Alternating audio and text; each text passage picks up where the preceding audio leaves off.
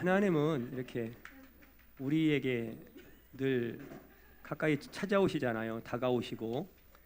그런데 하나님의 모습은 굉장히 낯설게 항상 찾아오세요.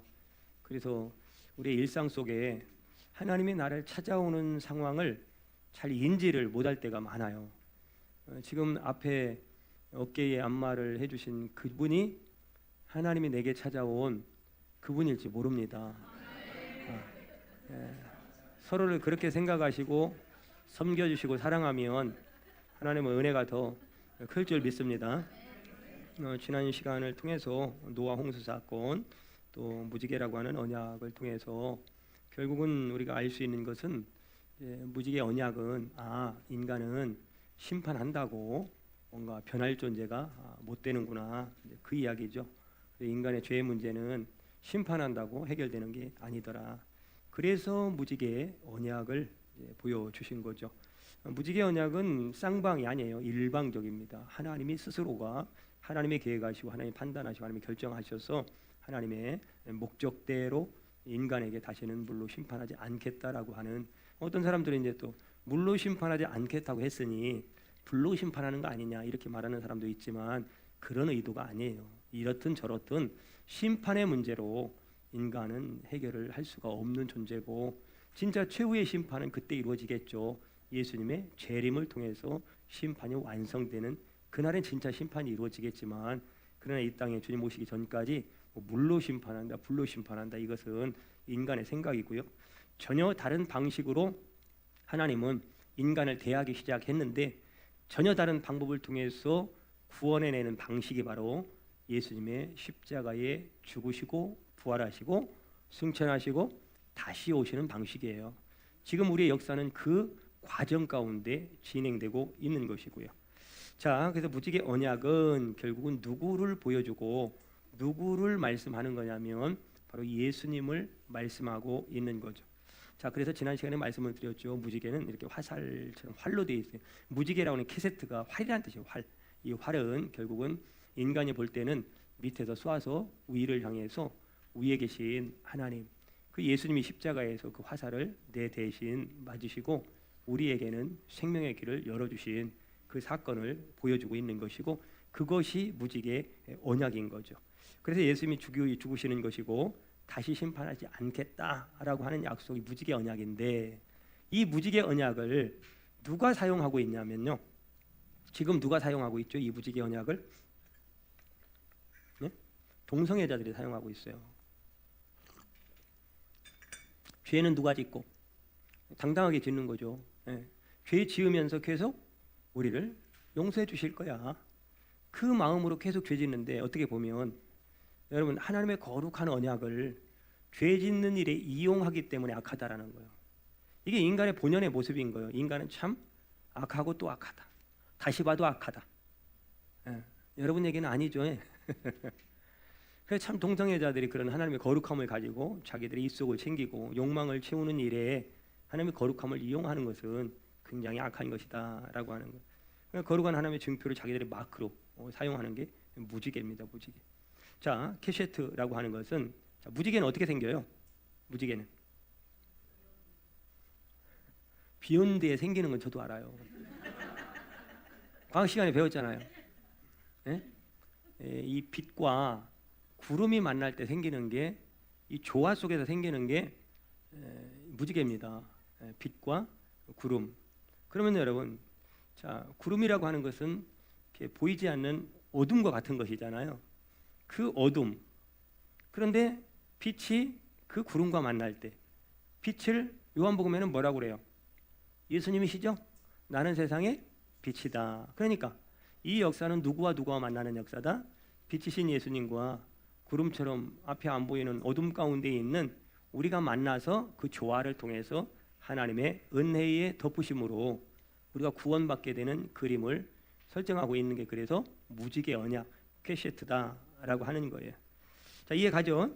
자, 그래서 놀라운 언약을 굉장히 아주 임팩트 있게 깊게 체험한 사람이 신약에 한 사람 나오죠. 누굴까요? 바울이잖아요. 바울이 빛 가운데, 그죠? 이해합니까? 좀 이해하고 따라오시는 거죠? 바울이 다메섹 도성에서 빛 가운데, 근데 그 빛 가운데 사람 같으면 아마 다리를 분질러야 정신을 차릴 거고 뭔가 놀래기라도 할 텐데, 팔을 부러뜨리는 것도 아니고 다리를 잘라버린 것도 아니고 눈을 멀게 하셔. 눈을 딱 멀게 하셔가지고 하나님의 그 구원하심을 이 바울에게 이제 보여주는 건데요. 자, 이것을 경험한 사람이 바로 이제 사도 바울인 거죠. 자, 일단은 4절을 한번 봅시다. 10장 4절. 4절의 말씀에 보면, 자, 한번 읽어 보겠습니다. 창세기 10장 몇 절이요? 4절. 자, 9장 4절 한번 봅시다. 9장 4절 읽고서 거기로 넘어갑시다. 자, 9장 4절 시작. 그러나 고기를 그 생명되는 피채 먹지 말 것이니라. 아멘. 자, 고기를 뭐 해라? 하나님이 고기를 왜 주셨을까요? 이제부터 고기를 먹기 시작하는 거예요. 전에는 고기 안 주셨거든요. 고기 먹으라고 왜 하셨을까? 단백질이 부족해서 그러겠죠. 그런 건 아니에요. 단백질이 여러분 꼭 고기를 먹어야 채워지나요? 그건 아니에요. 다른 방법으로도 얼마든지 단백질 채울 수 있어요. 그런데 고기를 먹게 하신 이유가 있어요. 자, 고기를 먹으려면 어떻게 해야 돼요? 잡아야죠. 잡으면 뭐가 나와요? 피가 나오죠. 그 피를 보면서 늘 주님의 은혜를 생각하라는 거예요. 내가 어떻게 구원받았는지를 생각하라고. 근데 여러분 고기 먹으면 그거 생각해요? 안 해요? 없어서 먹고 헐레벌떡 먹고 남 욕하면서 먹고 비교하면서 먹고. 여러분 고기를 먹을 때마다 여러분들이 그 은혜를 생각한다면 여러분들의 삶은 아마 또 달라질걸요. 생각하는 바나 그때만이라도 여러분 고기 먹을 때만이라도 주님 생각하면 그 신앙의 깊이가 더 깊어질 줄 믿습니다. 근데 우리 아무 생각이 없다니까요. 생각이 없는 것도 은혜야. 좀 생각 좀 하면서 합시다. 우리 청년들하고 이렇게 얘기를 해봐도 원래가 이제 다 착하고 그러니까 대답을 잘 안 해. 뭐 별 생각이 없어. 이게 맹목적으로 믿는 건지 뭐 생각하고 믿는 건지 좀 생각해야 됩니다. 우리 주님도 생각하라. 분명히 생각하라고 말씀하셨거든요. 좀 생각해야 좀 그 은혜나 지혜가 깊어지고 그 믿음이 깊어지는 건데 생각을 이제 않는 거죠. 자, 그런 의미에서 예수 그리스도의 우리를 향한 대속의 피를 상징하기 때문에 그런 의미를 기억하라고 고기를 이제 먹게 하신 거예요. 자, 그러면 또 하나. 고기를 내가 먹는다라고 하는 것은 누구의 생명을 또 위한 거예요? 내 생명을 위한 거죠. 아까 얘기했잖아요. 단백질 섭취. 내 건강을 위해서 또 다른 생명을 죽이는 거잖아요. 여러분 이런 걸 생각할 때마다 누구를 생각하는 거예요? 그렇죠. 나를 살리기 위해서 우리 주님의 생명을 내 대신 죽이신 거잖아요. 그러니까 우리가 그냥 우리의 일상이 이게 이루어져 가는 게 아니다 이 말이에요. 모든 것을 생각하면 생각할수록 주님의 은혜예요. 주님의 은혜. 이거 생각하라는 거예요. 잘 되든 뭐 어렵든 또 뭐 막히고 열리고 뭐 우리가 누리고 누리지 못하고 이 모든 것을 떠나서 그 속에서 늘 우리를 향한 하나님의 사랑이 숨어 있다니까요. 은혜가 숨어 있고 그것을 저희가 조금만 생각하면 얼마든지 볼 수 있고 만날 수 있고 그 은혜를 생각하게 되면 우리의 삶은 환경이 지배하는 것보다 더 묻고 있는 것보다 더 넓고 어마어마한 그 모든 것을 뛰어넘고 극복할 수 있는 하나님의 굉장한 힘이 생기는 것이고 기쁨이 임하는 것이고 소망이 생기게 된다 이 말이에요. 그래서 이런 것들을 삶을 통해서 작은 거 하나 속에서도 우리를 향한 하나님의 은혜와 사랑을 좀 생각하고 기억하라라고 하는 거죠. 자, 노아 방주는 얘기했던 것처럼 노아의 아들들, 그래서 포도 좀 마시고 취한 아버지 노아를 그 자녀들의 함과 셈과 야벳이 어떻게 그걸 덮어주고 했느냐의 문제 속에서 결국은 이제 함은 저주하고 셈과 야벳은 어떻게 했기에 그 뒷걸음질 쳐서 그 하체를 보지 않고 덮어줬기 때문에 그들에게 너의 미래에 축복이 있을 것이라고 선언하고 함은 이제 그것을 조롱하고 또 비웃는 그 비웃음 속에 저주했다. 그건 인간적인 게 아니라고 그랬잖아요. 한마디로 셈과 야벳은 덮어주심의 하나님의 은혜를 알고 있었다는 거죠. 허물이 있음에도 불구하고 연약함에도 불구하고 하나님은 덮으심으로 용서하시고 우리를 다시금 살 길을 열어주시는 분이 하나님인데 우리가 무슨 말로 그 허물을 봤다고 저주하고 비웃고 조롱하겠느냐 그 말이에요. 그래서 여러분 가운데 누구도 비웃음 당할 이유가 없고 비교당할 이유도 없고 조롱당하고 이바구에 그런 거에 신경 쓰지 말라 이 말이에요.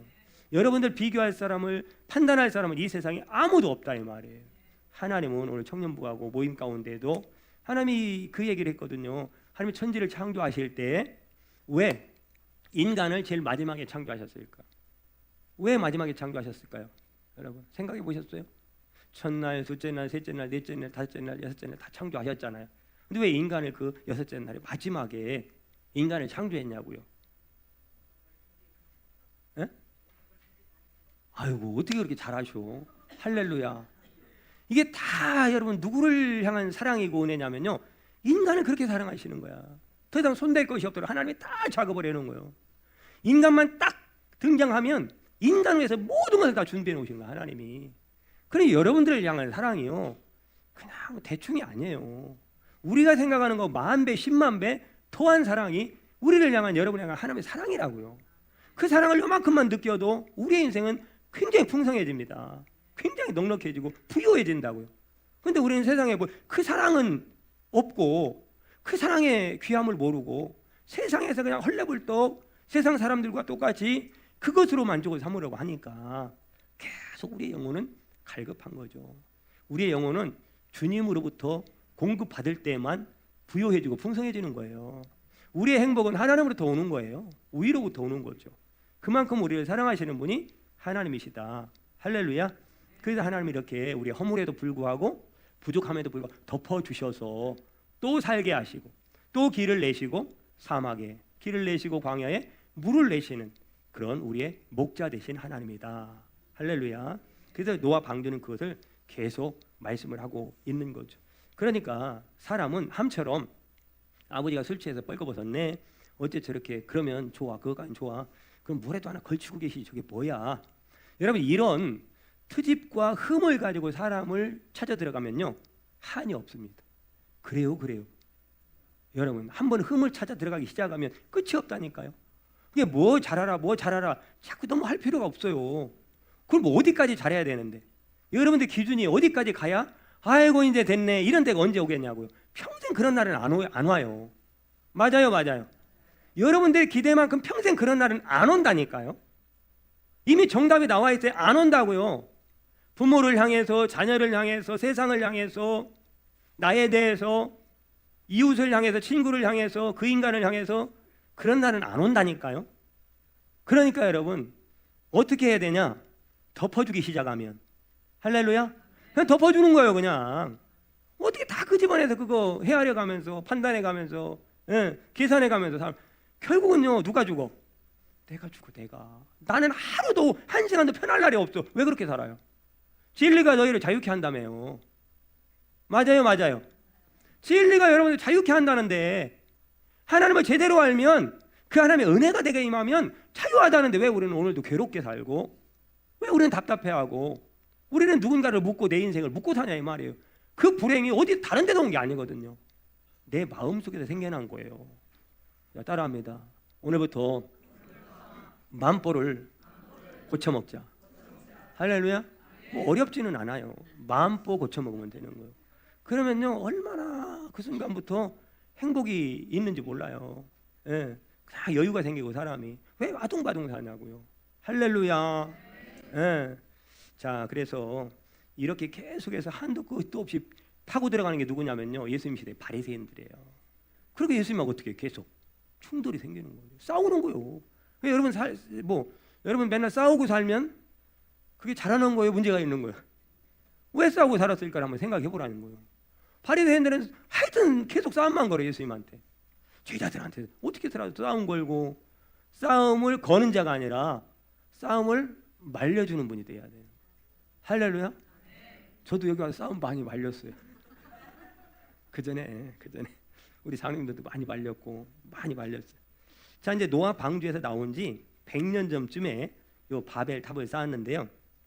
자, 그런데 요 바벨 탑을 쌓고, 일단은 이따 얘기하고, 바벨 탑을 쌓을 때 노아, 셈 살아 있었을까요? 없었을까요?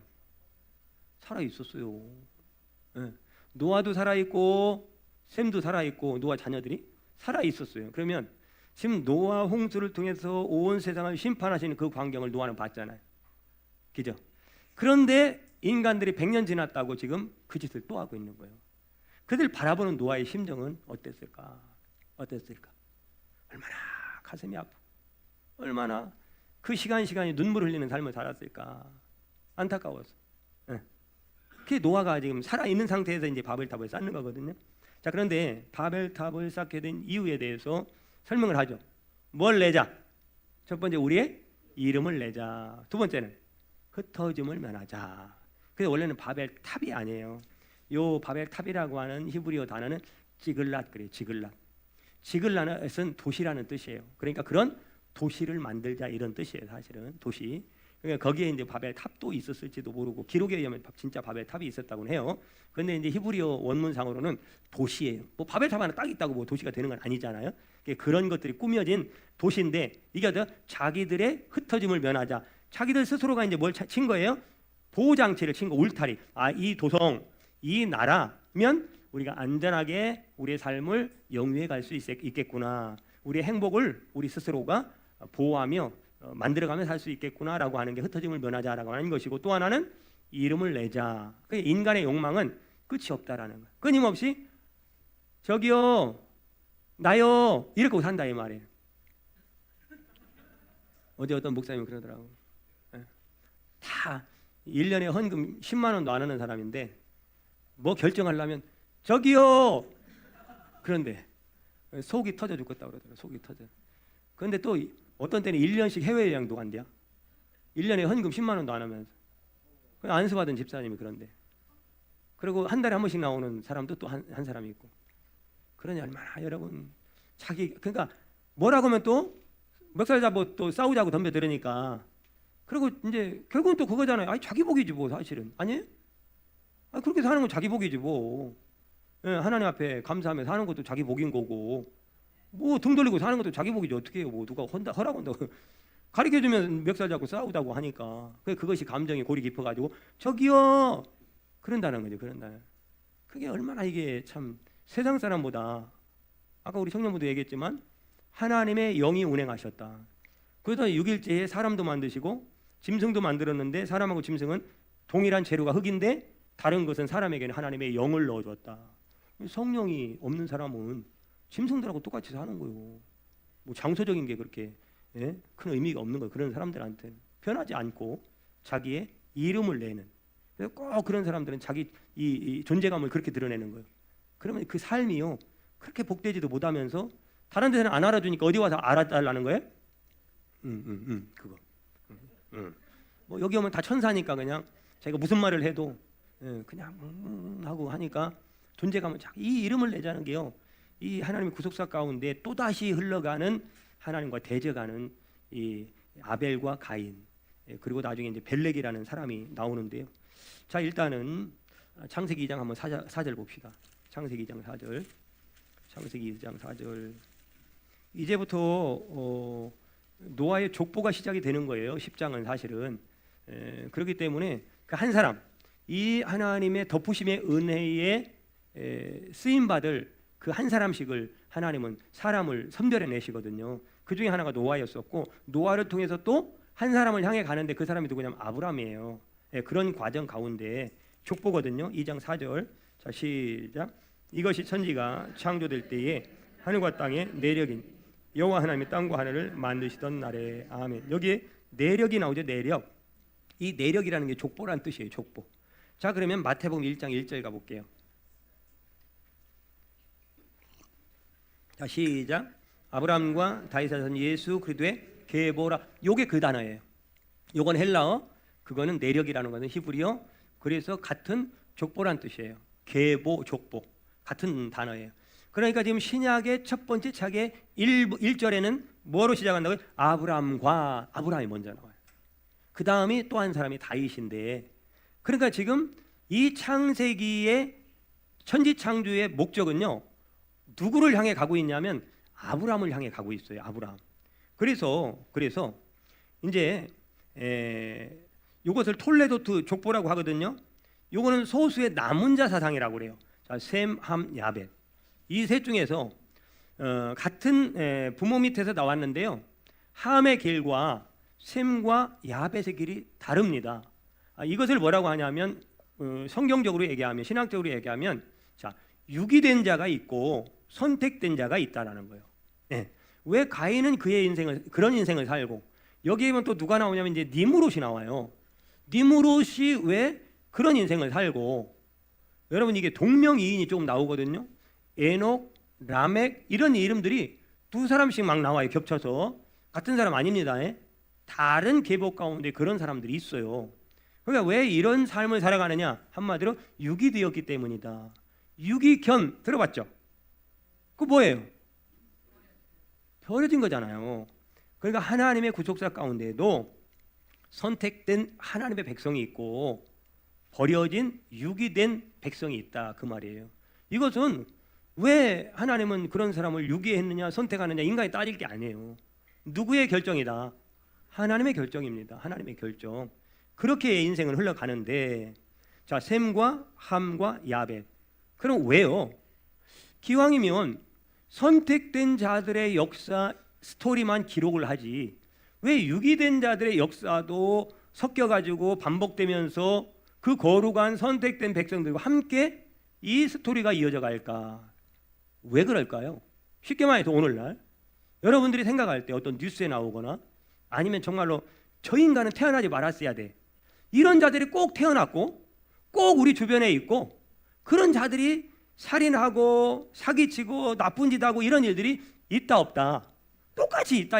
그럼 왜 그 선하신 하나님이 그런 인간들 싹 그냥 노아 홍수처럼 그냥 싹 그리 없애버리고 선택된 하나님의 백성들만 호호하면서 살게 하시지, 왜 같이 살게 하실까 생각을 해봤냐 이 말이에요. 왜 그럴 것 같아요? 어렵게 생각하지 말고요. 왜 그러냐면 여러분 셈이나 함이나 야벳이랑 똑같아요. 항상 제가 얘기하는 거예요. 똑같은데 그럼에도 불구하고 셈과 야벳은 선택받았고 함은 유기된 자가 됐다, 그 말이에요. 그러면 내가 선택된 백성이 아니었다면 함처럼 저렇게 유기된 자, 버려진 자의 정말로 비참하고 악한 삶을 살아갈 수밖에 없는데, 그 악한 자들의 유기된 자들의 모습을 보면서 나는 무슨 고백을 하며 살아라는 거예요? 뭘 보면서 살아라는 거예요? 나도 함하고 똑같이 될 뻔했는데 하나님이 나를 사랑하사 나를 은혜를 베푸시사. 이걸 뭐라고 하냐면 따라합니다. 은혜의 극대화. 할렐루야. 여러분들은 은혜의 극치 가운데 계신 분들이야. 중간이 아니고 밑도 아니야. 하위 그룹이라고 생각하지 말고, 중위 그룹이라 다행이다 생각하지 말고, 여러분들 아니에요. 상위 그룹에 계신 분, 하이 클래스야. 할렐루야. 그게 하나님의 운행하시다 존귀한 인간을 향한 하나님의 사랑이라니까요. 그래 여러분들은 누구한테도 비교당하며 살 필요도 없는 거예요. 그래서 나는 나야. 할렐루야. 그 운행하신다는 것이 암탉이 그 알을 품음과 같이 하나님이 우리를 품어서 천지를 만드셨고 우리를 만드셨다, 그런 뜻이에요. 그러면 이게 그 알을 품는 동안에 그 어미닭은, 그 어린 아이를 품고 있는 그 젖을 물리는 어머니의 마음은 온 모든 집중이 누구에게 가 있다? 거기에 가 있는 거예요.